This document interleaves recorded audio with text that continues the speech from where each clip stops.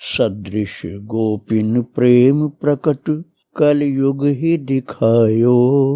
निरअंकुश अति निडर रसिक यश रस न गायो। दुष्टन दोष विचारे मृत्यु को उद्यम कियो। बारन बांको भयो गरल अमृत ज्यों पियो। भक्ति निशान बजाय के काहू ते नाही लजी। लोक लाज कुल श्रृंखला तज मीरा गिरधर भजी। श्री राधे राधे। भक्तों, जहाँ अपने प्रियतम विराजमान हो, जहाँ अपने प्रभु का प्रेम रस द्रवीभूत होकर के सुलभ हो रहा है, जहाँ अपने हृदय का आनंद बसता है, वहाँ पहुँचने के लिए कठिनाई चाहे जितनी आवे, लेकिन प्रेमी कभी कदम लड़खड़ाने नहीं देता। वो हर कष्ट सह करके आगे चलता जाता है और चलते चलते कठिनाइयों को झेलते झेलते पार करता जाता है सारी राह की दुश्वारियों को, और पहुंच जाता है अपने प्रियतम के स्थान पर। आप सुन रहे थे भक्तों मीराबाई का मंगलमय चरित्र। महान संत मीराबाई पुष्कर जी में विराजमान थी। चित्तौड़ से मेड़ता आ गई थी, मेड़ता से पुष्कर आ गई थी, और पुष्कर में भी अब उनका मन नहीं लगा। उन्हें लगा कि मुझे श्री वृंदावन धाम खींच रहा है। हमारे प्रभु हैं श्री धाम के रूप में, वही खींच रहे हैं। और अपने प्रियतम के देश, अपने देश पहुंचने की उनकी सुसुप्त लालसा जैसे हृदय का बांस तोड़ करके मानो आकाश में भाग रही है, गगन चुंबन कर रही है। और ज्यों ज्यों वृंदावन धाम निकट आता जाता था, हृदय का वेग अदम्य होता जाता था। चल पड़े हैं मीरा जी पुष्कर से श्री धाम के लिए, और कठिन प्रयास से वे अपने को थाम पाती थी। पांव थके होने पर भी प्रेम का बल उसको आगे चलाता जाता था। उनके बड़े बड़े नेत्रों की पुतलियां जैसे अपने प्राणाधार की खोज में लगी हुई थी। चंचलता पूर्वक इधर उधर नेत्र सीमा की मानो परिक्रमा सी कर रहे थे। बार बार पालकी रुकवा करके, रथ रुकवा करके, कहीं पालकी पर थी कहीं रथ पर थी, लेकिन रुकवा देती थी।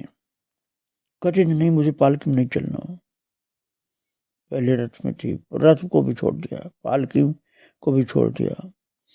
और महाराज चरणों में न तो जूता था न कोई चप्पल था। बिना किसी पदत्राण धारण किए हुए पैदल चलने लगती। बड़ी कठिनाई से उनकी सेविकाएं चंपा, चमेली, केसर आज उन्हें समझा बुझा करके, मनोहार करके ये भय दिखा पाती कि अभ्यास न होने से वे चल नहीं पाएंगी, बहुत धीरे चल रही हैं और फिर आगे नहीं चल पाओगी, और इसके फलस्वरूप सब धीरे चलने को बाध्य होते हैं। मंजिल पर पहुंचने में विलंब हो जाने से सभी यात्रियों को असुविधा होती है। आपको भी कष्ट होगा कि हम क्यों नहीं चल पा रही। इसके बाद वे भी किसी तरह से थोड़ा मानती थी कि चलो थोड़ा सा तुम्हारे कहने से पालकी में बैठती हूँ, लेकिन फिर उनका मन होता था नहीं, पालकी में बैठना ठीक नहीं। फिर वो पालकी को छोड़कर फिर पैदल चलना उनको। महाराज मीरा जी के सुकोमल चरण छिल गए थे, छाले उभर करके बड़े बड़े चलने नहीं दे रहे थे, लेकिन छाले जब चरण तल में उनके हो गए तब भी चल रही थी।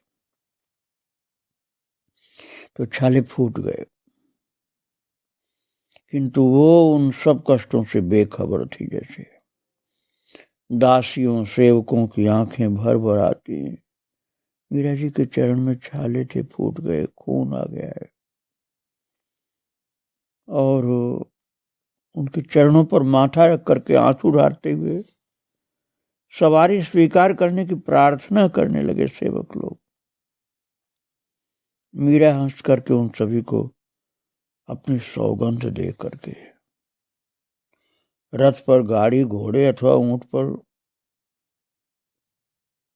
पहले तो मीरा जी कहती नहीं नहीं नहीं नहीं नहीं चलना, लेकिन फिर ये सेविकाएं जब रोने लग जाती हैं तो फिर मीरा जी कहती अच्छा जैसे तुम्हारी इच्छा, चल जाती थी। कभी रथ पर, कभी घोड़े पर, कभी ऊंट गाड़ी पर, कभी बैलगाड़ी पर, लेकिन फिर जब उनका भाव तीव्र होता है तो किसी की नहीं सुनती, सब पैदल छोड़कर पैदल चलने लग जाती है। हृदय का हाल कौन कहे, जिनकी प्राणाधिका स्वामिनी, जिन्होंने कभी सरे राह 5 पद भी नहीं रखे, उबड़ खाबड़ कांटों कंकड़ों से भरी भूमि पर अपने कोमल चरणों से चल रही थी। छालों के फट जाने से जहां वो पांव धरती,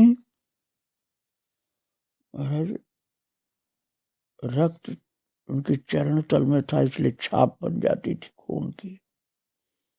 वे भजन गाती, करताल बजाती, चलती, किंतु दासियों को तो केवल उनका चरणों का रक्त वाला छाप दिखाई देता था। प्रत्येक पद पर उनके हृदय कराह उठते थे। वे सवारी पर बैठी हैं, सेविकाएं, और सौगंध की जंजीर ने उनके देह मन को बांध रखा है, क्योंकि मीरा जी ने सौगंध दिला दिया था कि नहीं तुम सब सवारी चलोगे, मैं पैदल चलूंगी। ग्लानि के मारे उनकी आंखों से आंसू थमते नहीं। अंत में सहना असह्य जानकर चंपा रथ से कूद पड़ी और स्वामिनी के चरणों में लिपट गई, क्योंकि मीरा जी पैदल चल रही थी और इन लोगों को रथ पर बैठा रखा था। चंपक लता सखी है भक्तों, आगे रहस्य खुलेगा वृंदावन पहुंचने पर। चंपा जी कहने लगी मीरा जी को अपनी स्वामिनी कह करके, जबकि स्वामिनी इनकी राधा रानी थी। चंपक लता चंपा जी हैं इस समय। वे कहने लगे मुझसे जितने भी जो भी अपराध हुए हों, बाईसा हुकुम ऐसी सजा हमको मत दीजिए कि हमको आप रथ पर बैठाएं, आप पैदल चलें। ऐसा कष्ट यह भागिनी चंपा नहीं सह पाएगी। हमें तो आपसे कभी कोई याचना करने का मन नहीं हुआ,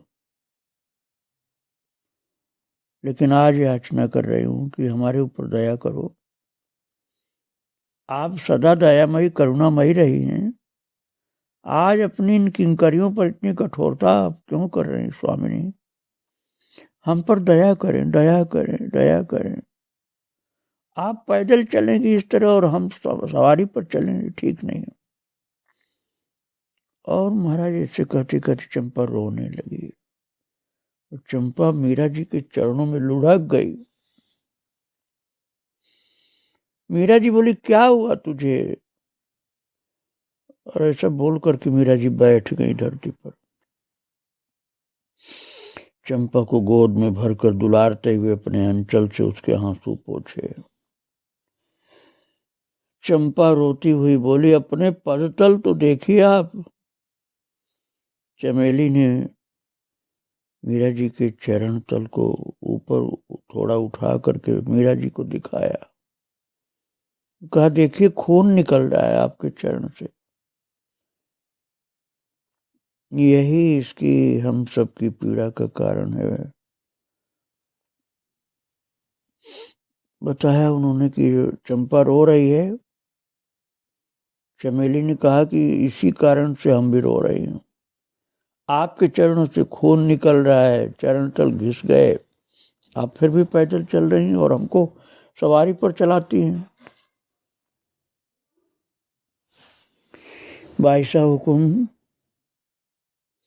मीरा जी को बोल रही हैं, सखियां, चंपा के छूने से पीड़ा के कारण मीरा के मुख से हल्की सी शीतकार सी निकल गई। ध्यान से देखते हुए उन्होंने कहा, मुझे तो खबर भी नहीं पड़ी पगली कि कब मेरे चरण घिस गए, कब खून निकलने लगा। तुम सब क्यों घबराई इतना? मुझे दर्द नहीं हो रहा। अरे कुछ हुआ भी तो सार्थक हुए मांसपिंड, हानि क्या हुई भला?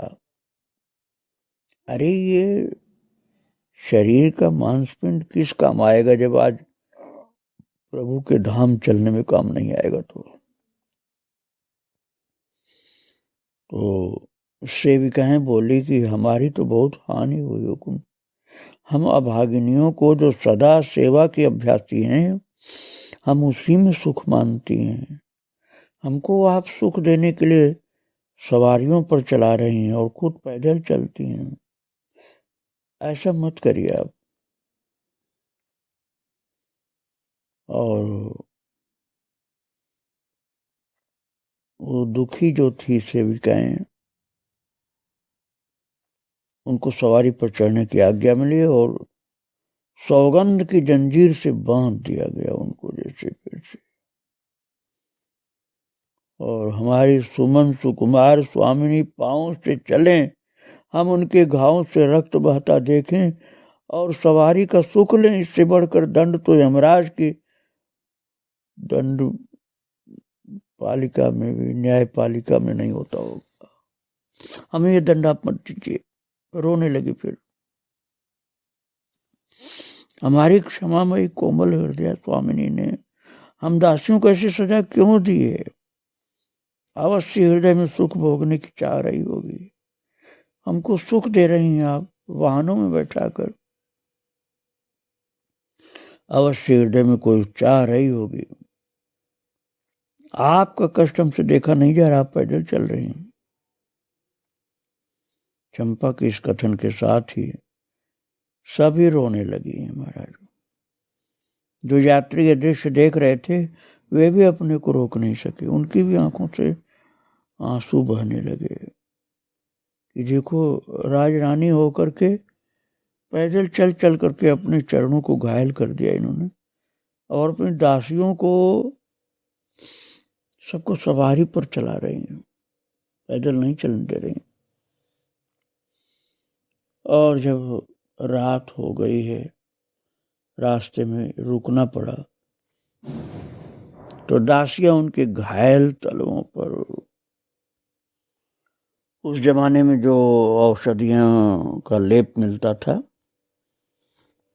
वो लेप करती थी उनके चरणों पर। वैद्य लोग बनाते थे औषधि लेप, जैसे आजकल फैक्ट्रियों में बनता, इससे भी अच्छा होता था। तो उनका चरण धीरे धीरे दबाती सेविकाएं मीरा जी का थकान मिटाने की कोशिश करती हैं। किंतु मीरा जी के मुख में तो एक ही बात थी कि वृंदावन अब कितनी दूर रह गया है, किसी से पूछ कर तो आ, हमें पैदल चलना है, अपने प्रीतम के पास चलने में हमको कोई कष्ट नहीं है। तुम चिंता मत करो, पैर हमारे घायल हो गए तो क्या हुआ। और समीप जान करके चलने को उठ खड़ी होती हैं। जो यात्री पहले कभी वृंदावन गए थे उन्हें बुलवा कर दूरी पूछती, वहाँ के घाट, वहाँ के वन कुंज, मंदिरों का, यमुना जी का हाल पूछती, वहाँ की महिमा कभी स्वयं बखान करती और कभी दूसरों के मुख से सुनती। और जब थक जाती तो एक जगह बैठ करके श्री वृंदावन धाम का ही चिंतन करती और उठा लेती अपना एक तारा और गाने लगती, चालो मन गंगा जमुना तीर, चालो मन गंगा जमुना तीर। गंगा जमुना निर्मल पानी, शीतल होत समीर। शीतल होत शरीर, चलो मन गंगा जमुना तीर।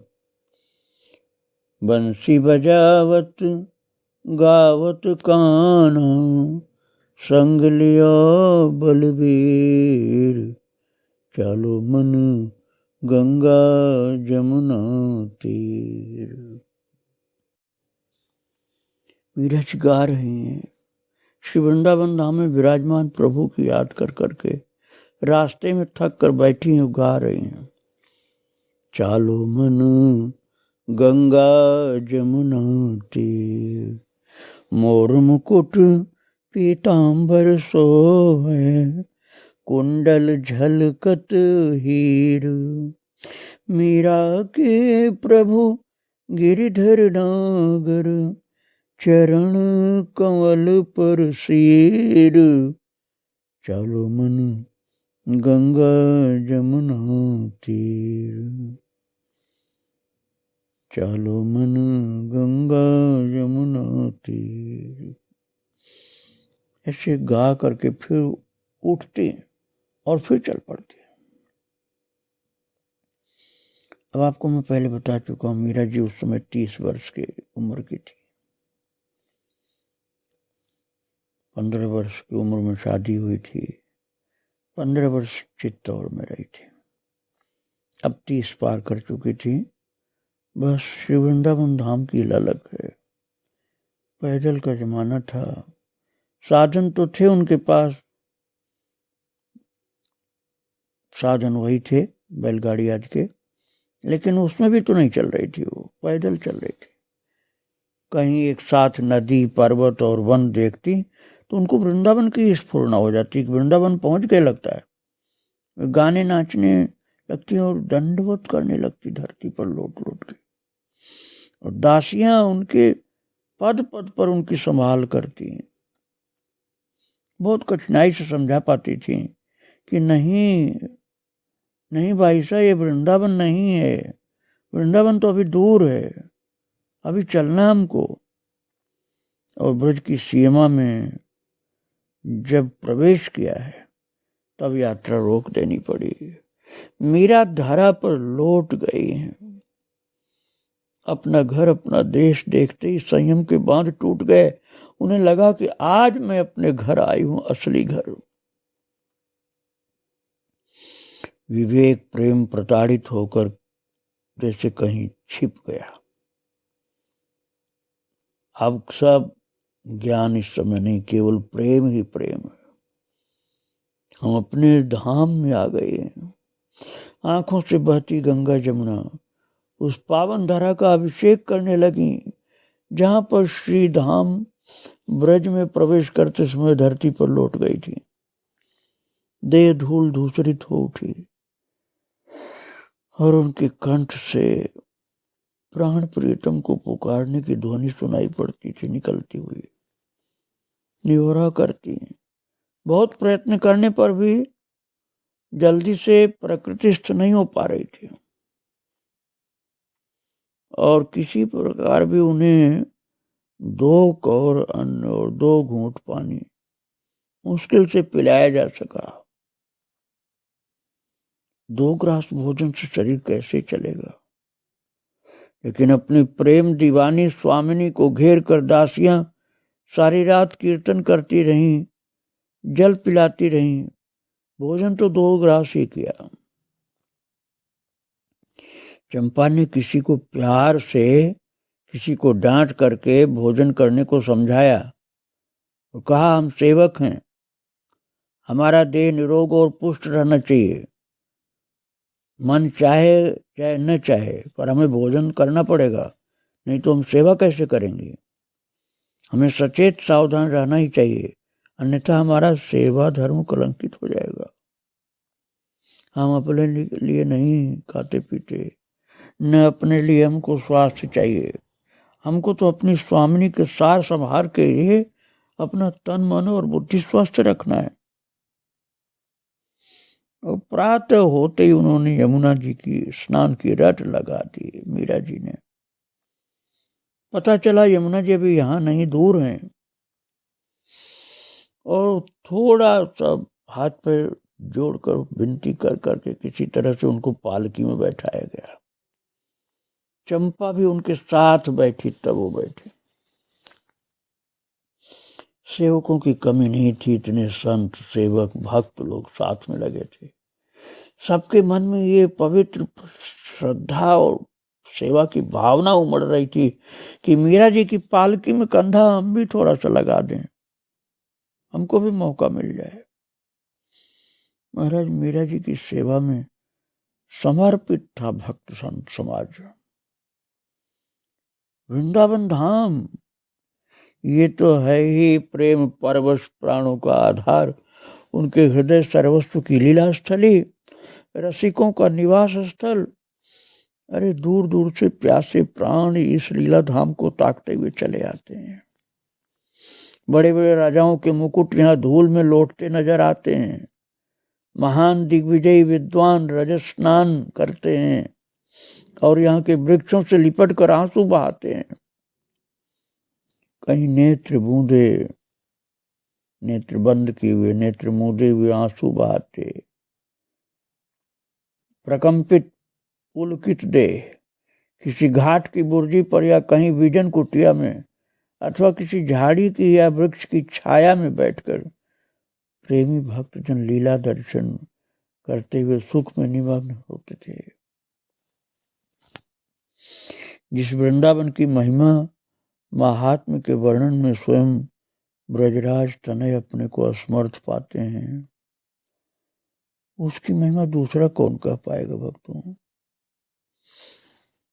चलते चलते मीरा जी पहुंच गई वृंदावन धाम। यमुना जी में स्नान किया गया, सब सेवकों सेविकाओं ने भी किया। सेविकाओं ने